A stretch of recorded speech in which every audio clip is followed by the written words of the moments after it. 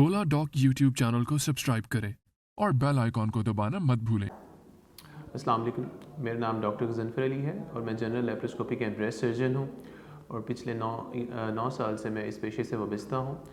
मैं morning time में Mayo hospital Lahore में कंसल्टेंट सर्जन हूँ और इवनिंग टाइम में Punjab medical centre jail road में प्राइवेट प्रैक्टिस करता हूँ। आज हम जिस टॉपिक पे डिस्कस करेंगे उसका अनवान है ब्रेस्ट डिजीज़ इन वुमेन, यानी कि ख़वातीन के अंदर छाती की बीमारियाँ। पाकिस्तान के टॉप डॉक्टर्स के साथ अपॉइंटमेंट बुक करें, वो भी पेशेंट फीडबैक देखते हुए। लाखों लोगों की तरह पाकिस्तान के सबसे बड़े डॉक्टर नेटवर्क का फायदा उठाएं और आज ही ओला डॉक ऐप डाउनलोड करें। ओला डॉक, डॉक्टर का अपॉइंटमेंट आसानी से। ख़वातीन के अंदर छाती की बीमारियों को हम 2 हिस्सों में तकसीम करते हैं। पहला हिस्से को बिनाइन ब्रेस्ट डिसऑर्डर्स कहते हैं, यानी कि ऐसी बीमारियां जिनका कैंसर से लिंक नहीं है या जो कैंसर जिनमें होने का चांस बहुत कम होता है, और दूसरा ब्रेस्ट कैंसर यानी कि छाती का सरतान। तो अपनी गुफ्तगू का हिस्सा मैं 8 to 9 मिनट्स रखूँगा और उसमें पहले कुछ मिनट्स में हम बिनाइन ब्रेस्ट डिसऑर्डर्स को डिस्कस करेंगे और उसके आखिर में हम ब्रेस्ट कैंसर को डिस्कस करेंगे। तो बिनाइन ब्रेस्ट डिसऑर्डर्स यानी कि ऐसी बीमारियां जो कि कैंसर का सबब नहीं होती हैं, जिनमें बहुत कम चांस होता है कैंसर होने का। उनमें सबसे पहले बीमारी है उसको ब्रेस्ट एब्सेस कहते हैं, यानी कि छाती के अंदर पीप या रेशे का पड़ना। ये ऐसी ख़वातीन को बीमारी होने का चांस होता है जो कि यंग हो, लैक्टेटिंग मदर्स हों, यानी कि बच्चे को फीड करवा रही हों, तो उनको ये ज़्यादा चांस होता है और तकरीबन 30 to 40 ईयर्स की ख़वातीन में ये ज़्यादा होता है। इसकी ट्रीटमेंट में सिंपल एंटीबायोटिक्स हैं। अगर किसी पेशेंट को एंटीबायोटिक्स से ठीक ना हो रहा हो तो सुई से वो रेशा निकालने का मशवरा दिया जाता है या फिर उसका एक छोटा सा ऑपरेशन तजवीज़ किया जाता है। दूसरी जो बीमारी है उसको बहुत कॉमन है, उसको फाइब्रो एडिनोमा कहते हैं, यानी कि छाती के अंदर ऐसी गिल्टी का बनना जो कि बहुत जो साइडों से बिल्कुल क्लियर हो, उसके अतराफ़ बिल्कुल वाज़ेह हों और छाती के अंदर वो फ्रीली मूव कर रही हो, उसको फाइब्रो एडिनोमा कहते हैं। ये ऐसी ख़वातीन में होता है जो कि यंग होती हैं, तकरीबन 20s में या 30s में होती हैं। अगेन जो पेशेंट है वो पेन के साथ आती हैं। जो दूसरी बीमारी है वो फाइब्रो एडिनोमा है, यानी कि छाती के अंदर ऐसी गिल्टी का बनना जो कि अतराफ़ से वाज़ेह हो और छाती के अंदर फ्रीली मूव कर रही हो, तो उसको फाइब्रो एडिनोमा कहते हैं। ये यंग वुमेन की बीमारी है, टीनेज गर्ल्स में ये ज़्यादा कॉमनली पाई जाती है और इसकी ट्रीटमेंट में सिंपल पेन किलर्स पेशेंट को एडवाइस की जाती हैं, या अगर किसी ये गिल्टी का साइज़ तकरीबन 2 से 3 सेंटीमीटर बढ़ जाए और ये ज़्यादा तकलीफ़ कर रही हो तो इसको निकलवाने का भी मशवरा दिया जाता है।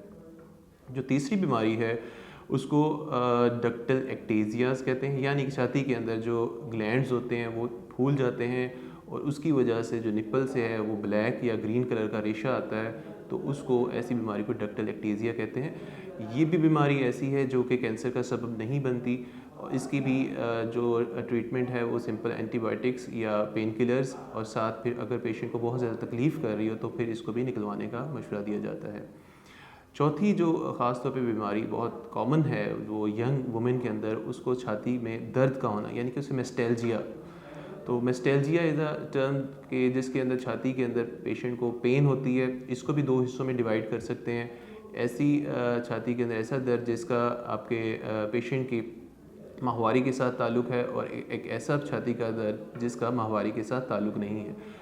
तो 60 to 70% वुमेन के अंदर ये जो छाती के अंदर पेन होती है ये इसका ताल्लुक़ माहवारी के साथ होता है, और पेशेंट को जब हम ये बता दें कि ज़्यादा कोई घबराने वाली बात नहीं है तो 40 to 50% वुमेन सिर्फ इस रीअश्योरेंस से ही, यानी कि इस तसल्ली से ही ठीक हो जाती हैं। और कुछ ऐसी ख़वातीन जिनको फिर ज़्यादा प्रॉब्लम हो उनको फिर आप पेन किलर्स देते हैं। इसके अलावा उनको कुछ कैप्सूल खाने को देते हैं जो कि महीना में 1-2 महीने के लिए खाने पड़ते हैं, और ऊपर लगाने के लिए कोई पेन किलर जेल्स दिए जाते हैं। और पेशेंट को ये तजवीज़ किया जाता है कि वो अपनी जो है कपड़े वो खुले पहने, और इसके अलावा वो कैफ़ीन इंटेक यानी कि चाय और कॉफ़ी का इस्तेमाल बहुत कम करे और अपने जो है वर्जिश करे, ताकि ये जो छाती की दर्द ऑटोमेटिकली तकरीबन 4 to 5 मंथ्स के अंदर ये चली जाती है। तो अब हम डिस्कस करेंगे ब्रेस्ट कैंसर, जो कि मेन टॉपिक हमारे डिस्कशन का है, कि छाती का सरतान। ब्रेस्ट कैंसर ख़वातीन के अंदर पाया जाने वाला सबसे ज़्यादा कैंसर है। एक अंदाजे के मुताबिक पाकिस्तान के अंदर तकरीबन सालाना 1 से सवा लाख के करीब ख़वातीन सालाना इस मर्ज़ में मुब्तला होती हैं और उनमें से तकरीबन 40 से 50% ख़वातीन इस कैंसर से फौत हो जाती हैं। और हमारी एक स्टडी म्यू हॉस्पिटल में पिछले 6 साल से हम जो कर रहे हैं उसमें हमने तकरीबन 40,000 पेशेंट्स देखे हैं और ब्रेस्ट डिजीज़ के, और उन ब्रेस्ट डिजीज़ के अंदर तकरीबन 4,000 के करीब ब्रेस्ट कैंसर के पेशेंट पाए गए हैं। 2014 से 2020 तक ये डाटा है। तो ब्रेस्ट कैंसर के जो रिस्क फैक्टर हैं, यानी कि किन ख़वातीन में ये ज़्यादा लाक हो सकता है, उनको पहले डिस्कस करते हैं। ऐसी ख़वातीन जो कि गैर शादीशुदा हों और जिनकी उम्र बहुत ज़्यादा बढ़ चुकी हो, उनको ये चांस होता है। इसके अलावा ऐसी ख़वातीन जिनकी माहवारी बहुत जल्दी स्टार्ट हो जाए या बहुत लेट बंद हो, उनको ये चांस हो सकता है। और ऐसी ख़वातीन जो डिलीवरी के बाद अपने बच्चे को फ़ीड ना करवाएं, नेचुरल ब्रेस्ट फीडिंग ना करवाएं, तो उनमें भी ये रिस्क होता है। और किसी की अगर फैमिली में किसी को ब्रेस्ट कैंसर है या कोई भी और कैंसर है, उन ख़वातीन को भी कैंसर होने का रिस्क होता है।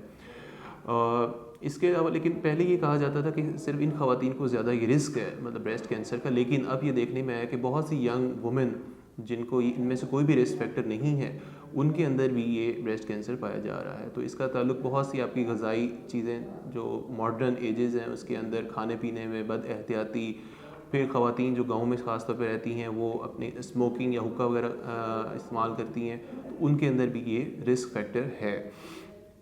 तो अब इसकी अलामात की तरफ आते हैं। ब्रेस्ट कैंसर की अलामात में सबसे पहले छाती के अंदर गिल्टी का महसूस होना, और गिल्टी आम तौर पे 90% ये दर्द वाली नहीं होती। इसके अलावा निपल का अंदर की तरफ धनस जाना या निपल से किसी किस्म का रेशा आना, ब्लैक कलर का या खून वाला कोई भी मवाद निकलना।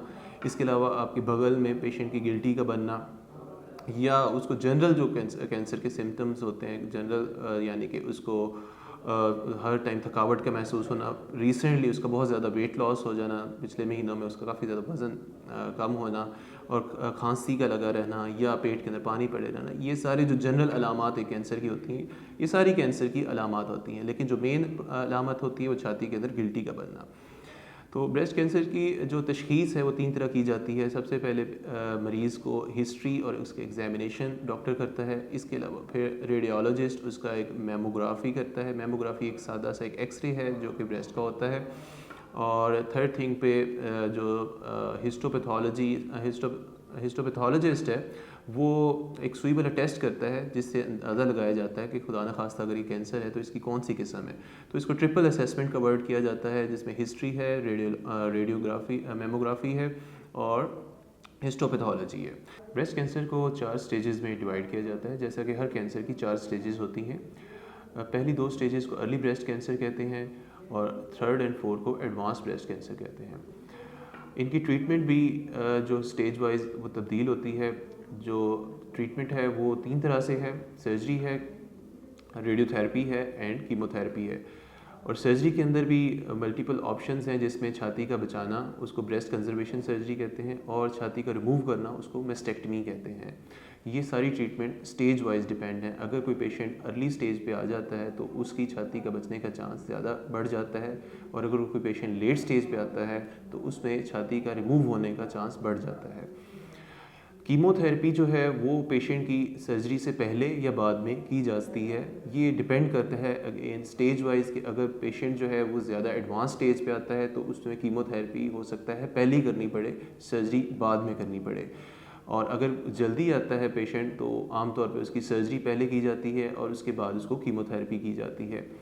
थर्ड ऑप्शन रेडियोथेरेपी है, यानी कि शुआएं हैं, वो भी एक ट्रीटमेंट का पार्ट है, वो भी छाती में लगाई जाती हैं। ऐसे पेशेंट्स को जो सर्जरी जिनमें छाती बचाने का चांस होता है ब्रेस्ट कंजर्वेशन सर्जरी का, उनमें तो 100% चांस होता है कि उनको बाद में रेडियोथेरेपी मिलनी होती है। लेकिन ऐसे पेशेंट जिनकी मेस्टेक्टमी यानी कि उनका ब्रेस्ट रिमूवल होता है, उनमें भी ये चांस होता है कि उनको बाद में रेडियोथेरेपी एडवाइस होती है। इसके अलावा उनको 5 to 10 ईयर्स के लिए ट्रीटमेंट दी जाती है depending upon their type of cancer. एक टैबलेट डेली खाने के लिए पेशेंट को एडवाइस की जाती है। ये सर्जरी के सारे बाद में है। तो अब मैं मेन जो चीज़ है, ये तो हमने ट्रीटमेंट डिस्कस कर ली, लेकिन जो मेन चीज़ है उसको हम डिस्कस करना चाहेंगे वो है स्क्रीनिंग या प्रिवेंशन। आजकल सबसे ज़्यादा जो फोकस है वो ब्रेस्ट की स्क्रीनिंग और इसकी प्रिवेंशन पे दिया जा रहा है, क्योंकि अगर ये कैंसर अर्ली स्टेज पे पिक हो जाए तो इसकी ट्रीटमेंट चेंज हो जाती है और पेशेंट की लाइफ लॉन्ग प्रोग्नोसिस बहुत अच्छी रहती है। तो इसकी स्क्रीनिंग की तरफ मैं स्पेशली आपको मैसेज देना चाहूँगा कि ऐसी ख़वातीन जो कि अपने 40s के करीब पहुँचने वाली हैं, 40 साल की होने वाली हैं, वो अपना एक सालाना मेमोग्राफी ज़रूर करवाएं। मेमोग्राफी एक सादा एक छाती का एक एक्सरे है जो कि देखने के लिए है कि इसमें खुदा न खास्ता कैंसर तो नहीं बना हुआ। इसके अलावा अगर किसी की फैमिली में किसी की मदर को या किसी की खाला को किसी को अगर ब्रेस्ट कैंसर तजवीज़ हो चुका है तो उनके अंदर मेमोग्राफी की उम्र 40 साल नहीं है, उनके अंदर जल्दी आपको मेमोग्राफी 35 साल की उम्र में आपको मेमोग्राफी करवानी चाहिए। तो अक्टूबर का महीना ब्रेस्ट कैंसर अवेयरनेस का मंथ होता है जिसमें हर जगह हर एकेडमिक वॉक्स होती हैं। तो इसका ये मतलब यही होता है कि लोगों में ख़वातीन के अंदर अवेयरनेस क्रिएट की जाए रिगार्डिंग ब्रेस्ट कैंसर। तो ब्रेस्ट कैंसर काबिल इलाज है। अगेन मैं अपनी बात का अख्ताम इस बात पे करना चाहूँगा कि ब्रेस्ट कैंसर काबिल इलाज है, लेकिन उस वक्त जब ये अर्ली पिक हो जाए, ये जल्द तशख़ीस हो जाए तो ये काबिल इलाज है। अगर ये लेट हो जाता है तो इसकी सर्जरी भी चेंज हो जाती है और पेशेंट की लाइफ सर्वाइवल भी इससे अफेक्ट होती है। Thank you.